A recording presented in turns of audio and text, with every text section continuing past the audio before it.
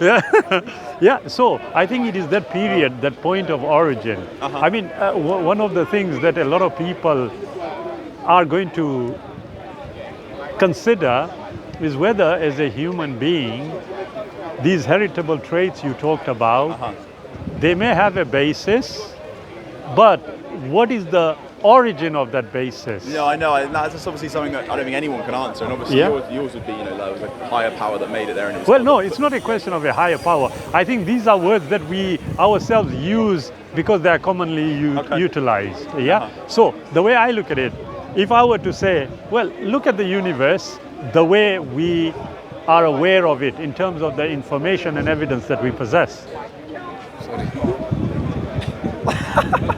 Bring mics up. But, I'm going to suddenly be everywhere. It looks like it, and there'll be interference. They'll have to deal with it. That's up to them. Yeah, yeah. But basically, the way I look at it, if there is a universe and looking at all the available information that we possess today, yeah, there are two routes. Either we can take one where we continually speculate, or we seek certainty. Now, most of the reasonable human beings I have come across are seeking certainty. They don't want to live a life of total speculation all the time. And it is self-defeating, because once you are faced with the evidence, you are going to have to either accept it or delude yourself into thinking you are not going to accept it if you are following. But you'd have to do it based on the evidence.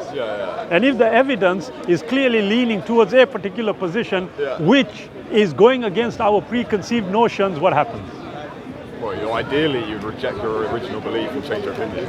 Do you know how difficult that is? Very hard, very hard. Extremely difficult. Sometimes it is facing you, and you are thinking, how am I going to deal with this? Yeah, of course. Yeah, there are so many. Has there been can I, if you don't mind me asking, has there been a point in your life when you've had to come across one of those decisions and you've had a lot of evidence that goes against something that you believe quite strongly, and you've had to be like, oh, actually, I don't believe that anymore, and you've maybe gone into religion, for example? Or thankfully, if I base it on my experience, yes, I have always been the kind of guy who was curious. Yeah.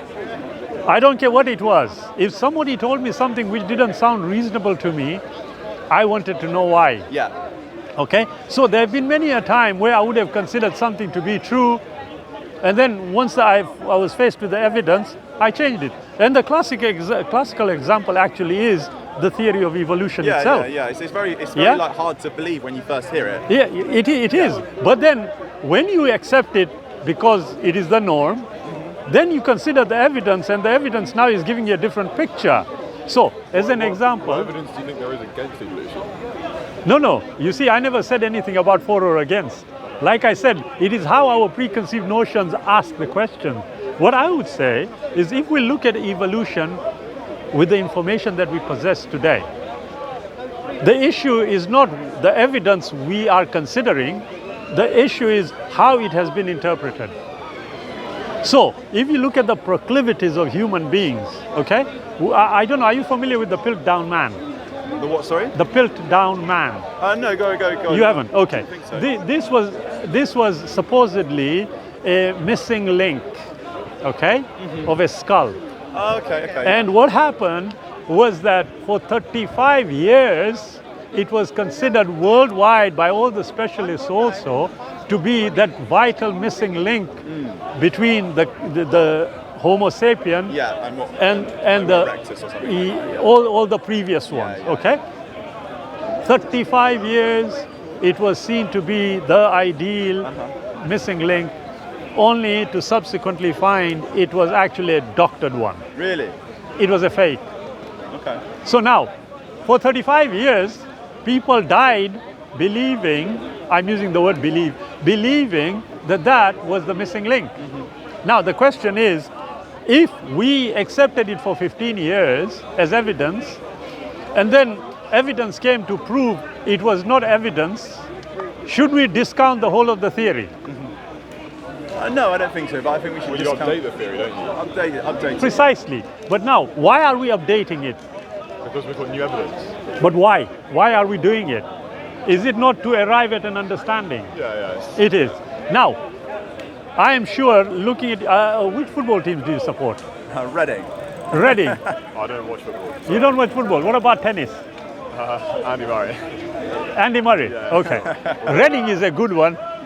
Are they in the league? Yes, they are. They are. They are. They are in the championship. Yeah. Okay. Now we find that we support Reading. Yeah. And many a time, all the mad supporters we have in the world. Yeah. Even if their player does something wrong, they would still insist they support them. Yeah. So there are many aspects as human beings which we need to decipher before arriving at a conclusion.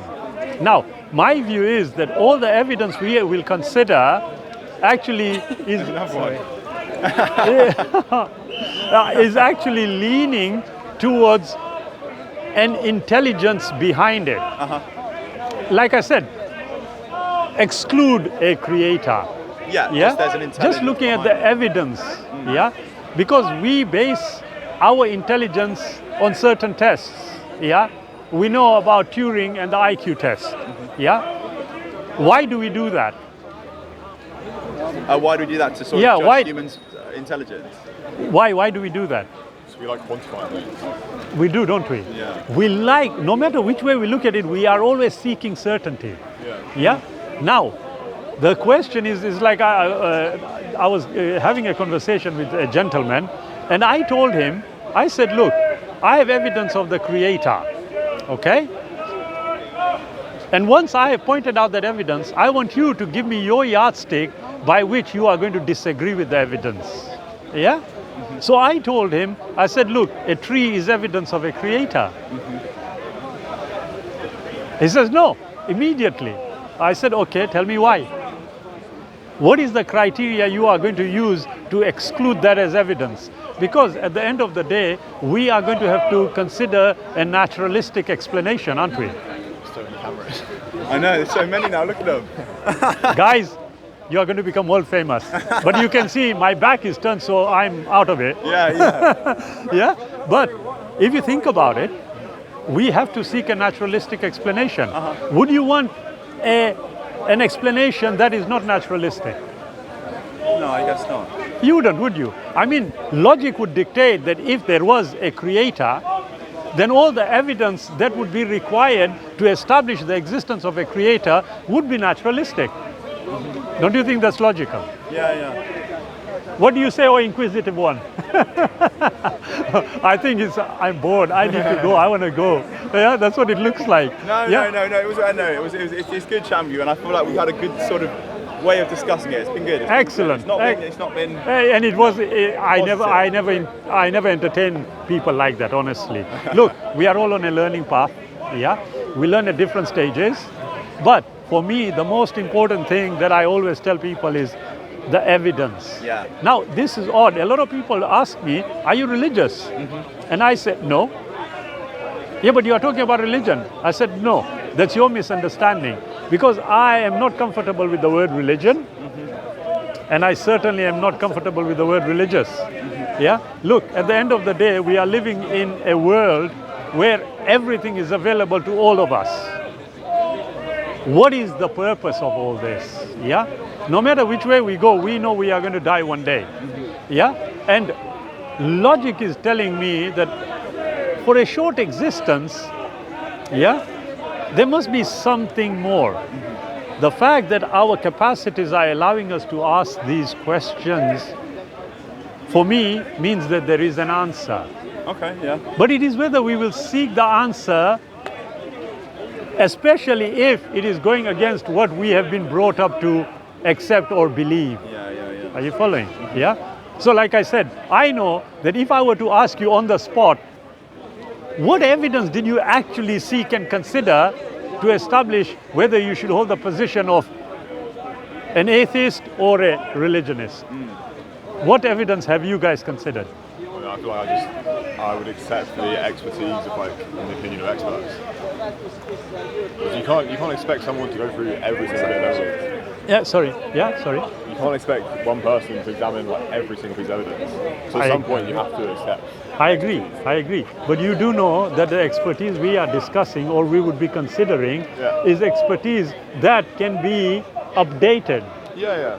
So if it is going to be updated, we are taking a position of saying, look, we know so much, On that basis, we are formulating a life conclusion, but then it might change in 10 years. Yeah, that's fine. Is that logical? Yeah, that's fine. Is it logical though? Well, yeah. How? Well, because if you in light of new evidence, you should change your beliefs. I agree, but I am saying if I am going to hold a position based on the relative information I possess, Yeah. and formulate a lifetime conclusion, is that logical? I mean, you can only do with what you have at the time. So I can agree with that, but I'm still asking, is it logical to do that? To do what? To base a lifetime conclusion based on limited information? When you say lifetime conclusion, what do you mean? If I were to look at the experts and formulate the conclusion that I am here as a result of an accident, and I base my entire life on that, I am formulating a conclusion by which I am going to live my life based on limited information. But the alternative is just to not have any opinion.